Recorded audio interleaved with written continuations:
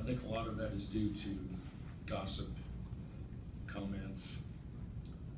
People don't feel well, and then sometimes direct attacks where information is misquoted, erroneous, or etc.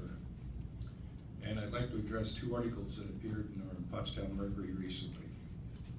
And they talked about the finances here in the borough. And I can say with confidence that the articles presented inaccurate information.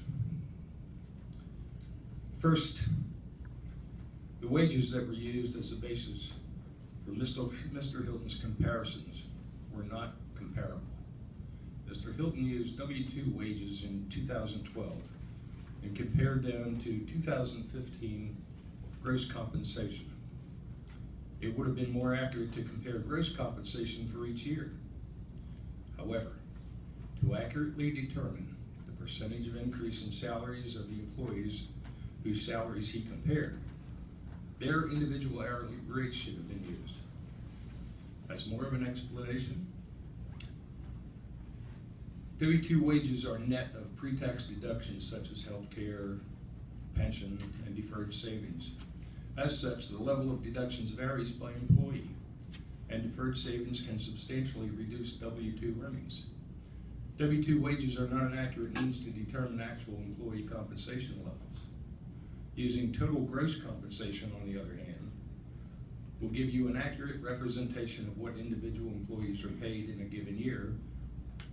And using gross compensation is not the best means because of fluctuations in pay from events other than pay increases. Now, let me give you some examples.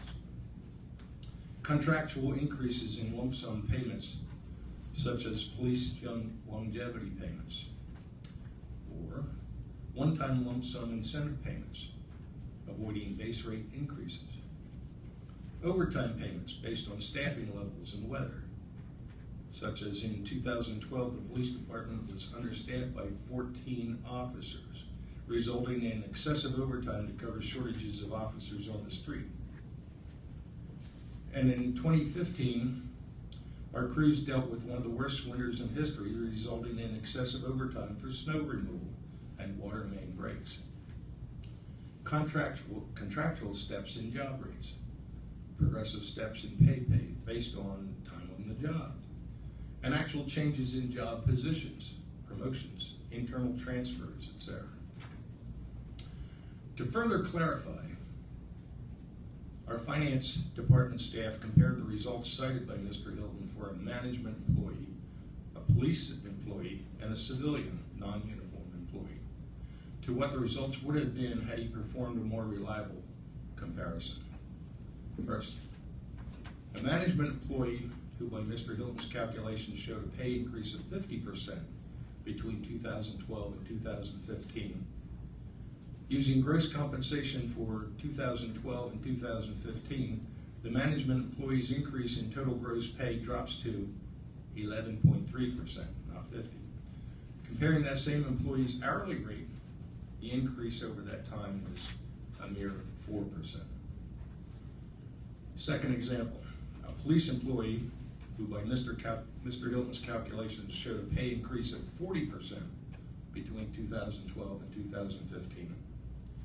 But using gross compensation for 2012 and 2015, that police employee's increase in total gross pay drops to 14.8%. Excluding regular overtime from both periods, the increase drops to 11%. And comparing that same employee's hourly rate, the increase over that period was only 10.4%. Third example, a civilian, non-uniform employee who by Mr. Hylton's calculations showed a pay increase of 37% between 2012 and 2015. If we use gross compensation for 2012 and 2015, the civilian, non-uniform employee's increase in total gross pay drops to only 23%. And excluding regular overtime from both periods, that increase drops to 12.2%. Comparing the same employee's hourly rate, that increase in pay was not 40%, but 6.3%. So, you know, I love having good comments coming back, but if you're attacking the borough or you're attacking our finance department, you're attacking me. I don't think this is fair. It gives our town a bad appearance because of manipulating numbers. And I just want to keep the record straight. And if anybody else would have questions about our increases that seem excessive or exorbitant, come in and talk with us. Thank you. Okay, number 4, subcommittee reports.